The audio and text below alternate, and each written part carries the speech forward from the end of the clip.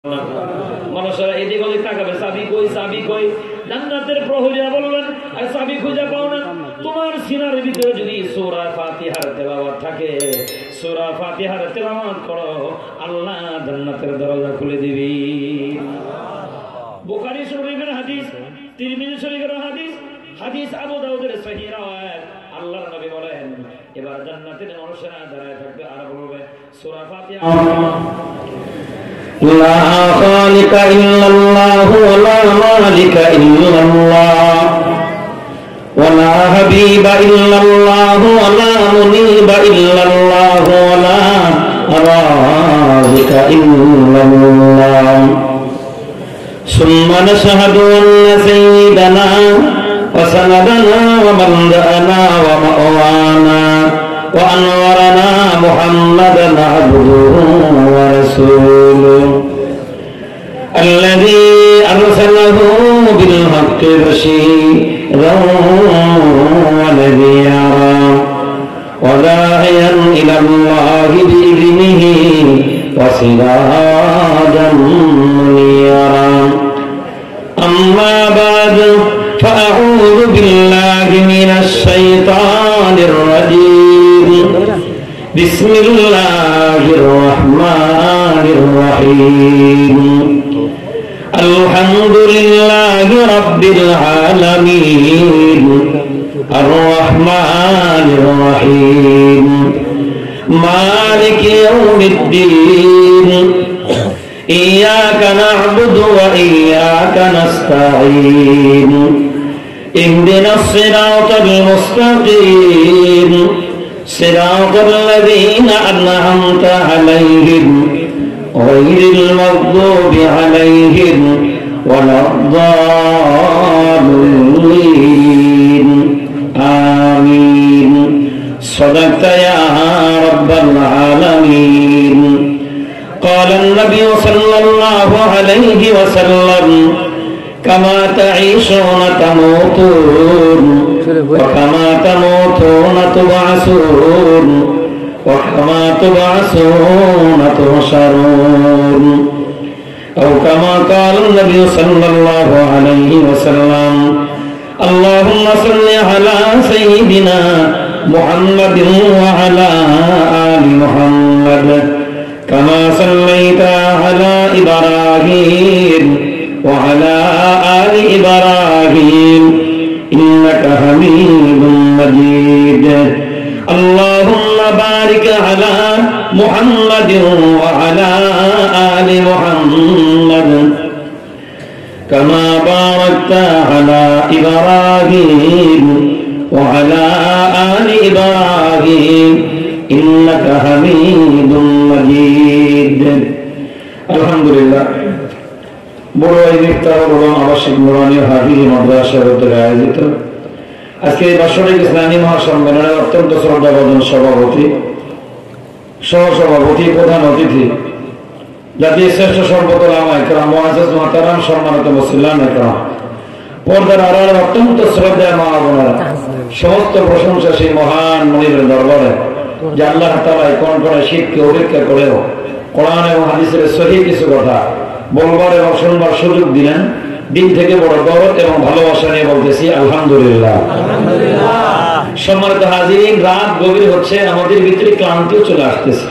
এই জন্য ক্লান্তিরা চূড়ান্ত পর্যায়ে বছর আগেই বয়ান শেষ হবে ইনশাআল্লাহ। খুতবার দুরূদ শরীফের পরে সকলের পরিচিত একটা সূরা আমি আপনাদের মধ্যে তেলাওয়াত করেছি। নবীজির পবিত্র জবানের ছোট্ট একটা হাদিসের টুকরা তেলাওয়াত করেছি। আয়াত এবং হাদিসকে সামনে রেখে সংক্ষিপ্ত পরিসরে ছোট্ট একটা বিষয়ের উপর আলোচনা হবে। মালিক যেন তৌফিক দান করেন বলে আমিন। সম্মানিত হাজিরিন, মাহফিলটা কততম বছর এটা আমার জানা নাই, তবে মাদ্রাসা যেহেতু পুরাতন, আমার যতটুকু মনে হয় আগেও কয়েকবার এই মাহফিলটা হয়ে গেছে। তবে এলাকাটা আপনারা ভালো জানবেন। আমার যতটুকু মনে হয় এমনও হতে পারে যখন মাদ্রাসাটা প্রতিষ্ঠা হয়েছে এখানে শুরু, ওই বছর যখন ওয়াজ হয়েছে যাদের পরামর্শে হয়েছে তাদের ভিতর থেকে আজকে অনেকে কবরে শোয়া আছে। কথা ঠিক আছে কি ভাই? তো ঠিক বেঠিক আপনারা বলেন না, মানে আমার টাকা দিয়ে নাজমুল ভাই ভাড়া করে আনছে, তো মানে যা বলা সব আমি বলবো, আপনাদের আর কিছু বলার দরকার নেই। নাকি জিম হয়ে গেছেন? গভীর মনোযোগ। এমনও হতে পারে গত বছর এই মাঠে বয়ান হয়েছে, আজকে তারা কবরে শোয়া আছে, এমনও হতে পারে। এজন্য হয় মাদ্রাসার সূচনা লগ্ন থেকে আজ অদ্যাবধি যত এই মাদ্রাসার হিতাকাঙ্ক্ষী যারা ছিলেন, মাহফিলের শ্রোতা যারা ছিলেন, তারা আমাদেরই কারো ভাই, কারো চাচা, কারো প্রতিবেশী। এজন্য আজকে আলোচনা শুরুতে একটু প্রাণ ভরে সেই মহান মুনিবের দরবারে আমরা একটু দোয়া করি, আল্লাহ তাআলা যেন প্রত্যেকের কবরটাকে জান্নাতের বাগান বানিয়ে দেন। এই আমিন যদি দিল থেকে বলে থাকেন, এক সময় দেখবেন এই ওয়াজের ধারাবাহিকতা কিয়ামত পর্যন্ত চলবে, কিন্তু আমরা এক সময় পৃথিবীতে থাকবো না। ওই সময় আল্লাহ তাআলা কিছু মানুষ তৈরি করে দিবেন যারা আমাদের জন্য এইভাবে দোয়া করবে, ইনশাআল্লাহ বলেন।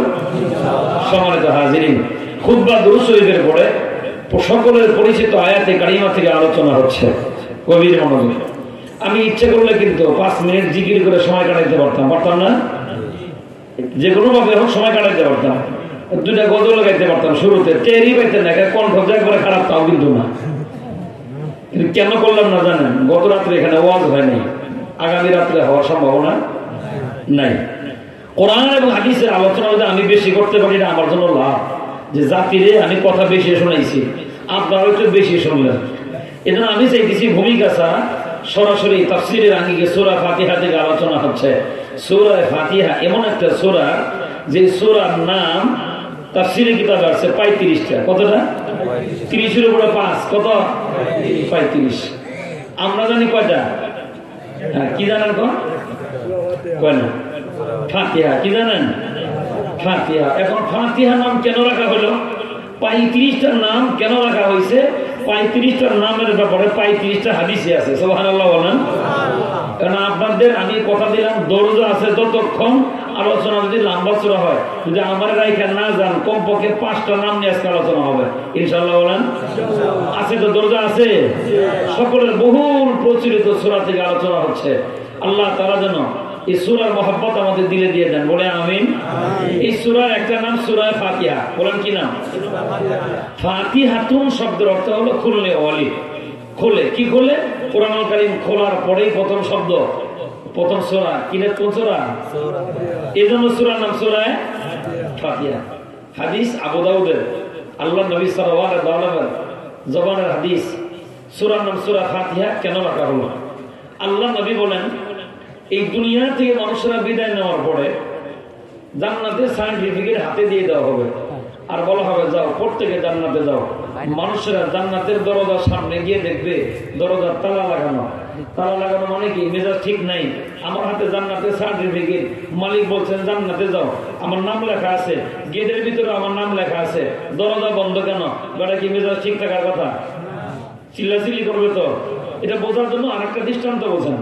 মনে করেন 4 লক্ষ টাকা দিয়ে কাবিন নামা দিয়ে বিয়ে করছেন। কয় লাখ?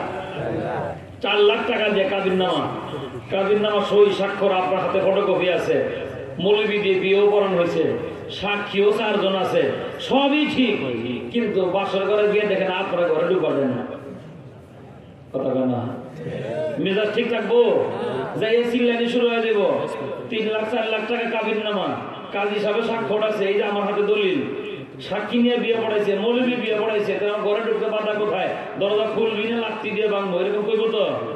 কয় না? মুসলমান খুব গভীর মনোযোগ। আল্লাহর হাবিব সাল্লাল্লাহু আলাইহি ওয়াসাল্লাম নবী বলেন, জান্নাতের সার্টিফিকেট পাওয়ার পরে বান্দারা দরজার সামনে দাঁড়ায় যাবে, দরজাগুলো তালা লাগানো থাকবে, প্রত্যেকটা মানুষের নাম ঠিকানা দরজার ভিতরে লেখা, কিন্তু দরজাগুলো তালা মারা। ওই দরজার লাঠি নাড়বে, কেউ বা শিকল নাড়বে, জান্নাতের ফেরেশতারা ভিতর থেকে আওয়াজ দিবেন আর বলবেন মানজা।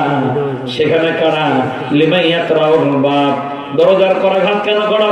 শিকল ধরে কেন টানাটানি করো?